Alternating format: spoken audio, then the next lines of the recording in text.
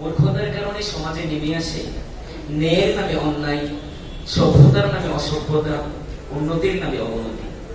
তাই সুশিক্ষায় জাতিকে শিক্ষিত করতে, সমাজকে নৈতিকতার বলে বলীয়ান করতে যুগে যুগে প্রতিষ্ঠিত হয় কওমি মাদ্রাসাগুলো।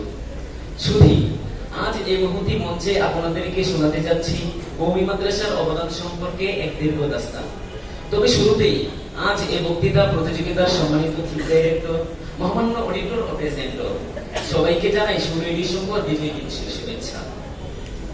শতবর্ষী ইসলামী ঐতিহ্যের লালন কেন্দ্র কওমি মাদ্রাসা, জনতার ইমানি চেতনা বৃদ্ধির পাওয়ার হাউস কওমি মাদ্রাসা, জাতিকে সূর্য সন্তান প্রদানকারী সেন্টার কওমি মাদ্রাসা।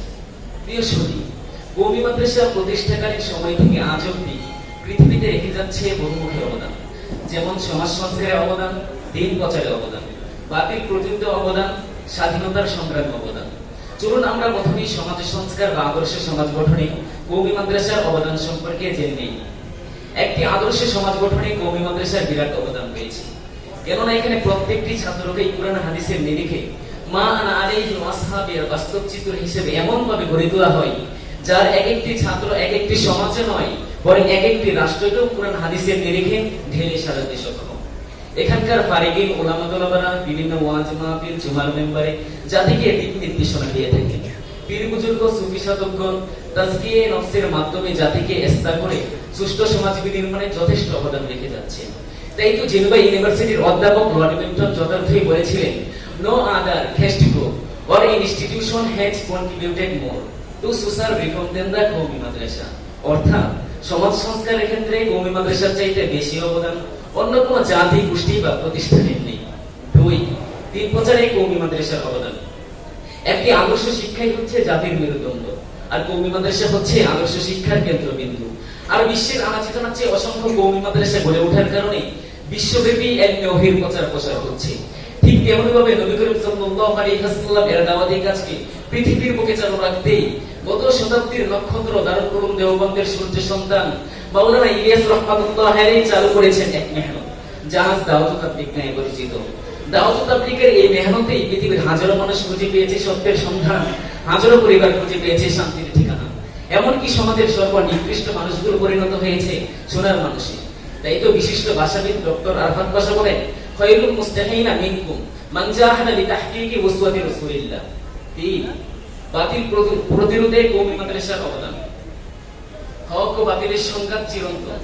কওমি মাদ্রাসা প্রতিষ্ঠাকালীন সময় থেকে আজ অবধি যেখানেই কোনো বাতিল শক্তি আত্মপ্রকাশ করেছে, কওমির সূর্য সন্তানেরা শক্ত হাতে তার কণ্ঠকে চেপে ধরেছে। কাদিয়ানি ফিতনা, শিয়া মাজার পূজা, ভণ্ডপীর নাস্তিকতার ফিতনা সহ জাতীয় ফিতনার মোকাবিলায় তার স্বেচ্ছায় ভূমিকা পালন করেছে। ইসলামের কটূক্তিকারী নাস্তিক ব্লগার তাসলিমাদের বিরুদ্ধে লং মার্চ করে দাঁত ভাঙা জবাব দিয়েছে। 4. স্বাধীনতার সংগ্রামে কওমি মাদ্রাসার অবদান। স্বাধীনতার সংগ্রামে কওমি মাদ্রাসার অবদান অনস্বীকার্য। দারুল উলুম দেওবন্দ প্রতিষ্ঠার মূল লক্ষ্যই ছিল ব্রিটিশ বেনিয়াদের হাত থেকে ভারতবর্ষকে মুক্ত করা। শাহ আব্দুল আজিজ রাহমাতুল্লাহ আলাইহি যখন বিপ্লবী ফতোয়া দিয়ে বলেছিলেন, আজ সে হিন্দুস্তান দারুল হরব হে, আর সেই বিপ্লবী ফতোয়ার মধ্য দিয়ে শুরু হয় স্বাধীনতা সংগ্রাম। সিপাহী বিপ্লবের ব্যর্থতা ও বালুকুলে সৈয়দ আহমদ বেরলভী রাহমাতুল্লাহ আলাইহি এর শাহাদাতের পর ভারতবর্ষকে মুক্ত করা ও স্থায়ী আন্দোলন গড়ে তোলার লক্ষ্যে হুজ্জাতুল ইসলাম কাসেম নানতুবী রাহমাতুল্লাহ আলাইহি প্রতিষ্ঠা করেন দারুল উলুম দেওবন্দ। ফলে সেখান থেকে তৈরি হয়েছেন শাইখুল হিন্দ মাহমুদ হাসান দেওবন্দি রাহমাতুল্লাহ আলাইহি এর মতো সূর্য সন্তানেরা, যিনি ব্রিটিশদের বিরুদ্ধে সংগ্রাম করেছেন, নেতৃত্ব দিয়েছেন রেশমি রুমাল আন্দোলনের, নির্বাসিত হয়েছেন মান্টার কারাগারে, যার স্মৃতি মান্টার কারাগার আজও ভুলিনি।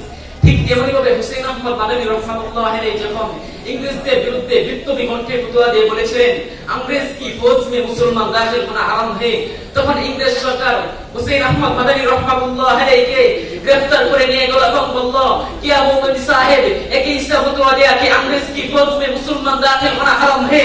তখন হুসেইন আহমদ মাদানী রাহমাতুল্লাহ আলাইহি বলেছিলেন, मैंने फतवा तो दिया, अभी फतवा देता हो, जब तक हुसैन अहमद मदनी की मुंह में ज़बान बाकी है, सिरे में कुरान बाकी है, कल्ब में ईमान बाकी है, मुल्क में अंग्रेज बाकी है, तब तक ये फतवा जारी रहेगा।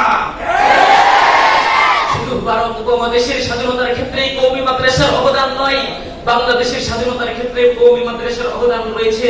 1954 সালে যখন মুক্তিযুদ্ধের যুক্ত ফ্রন্ট গঠন করা হয়েছিল, তখন তার মধ্যে যারা নেতৃত্ব দিয়েছিলেন তারা ছিলেন দুইজন পেন্টওয়ালা আর দুইজন পাগড়িওয়ালা। আর যে দুইজন পাগড়িওয়ালা নেতৃত্ব দিয়েছিলেন তারা কারা ছিলেন? তারা ছিলেন একমাত্র কওমির সন্তান, যাদেরকে 1971 সালে বাংলার তৌহিদি জনতা মুক্তিযুদ্ধের সংগ্রামের মধ্যে নাম লিখিয়েছে।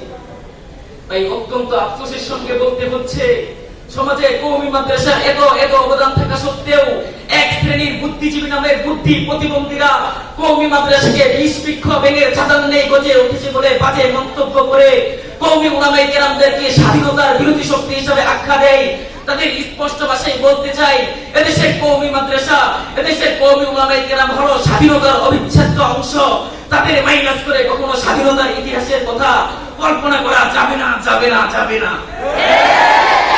পরিশেষে কবির কণ্ঠে কণ্ঠ মিলিয়ে বলতে চাই, হেরার অভিযাত্রী আমরা সুফার অনুসারী, পথেই কলমকারী, নির্জন রাতের আহাজারি। ইলমে নবী আমলে নবী আমাদের সাধনা, বুকে ইশকে নবী, মুখে অবিহি ক্বালা হাদাসানা। নাসরুম মিনাল্লাহি ওয়া ফাতহুন করিম।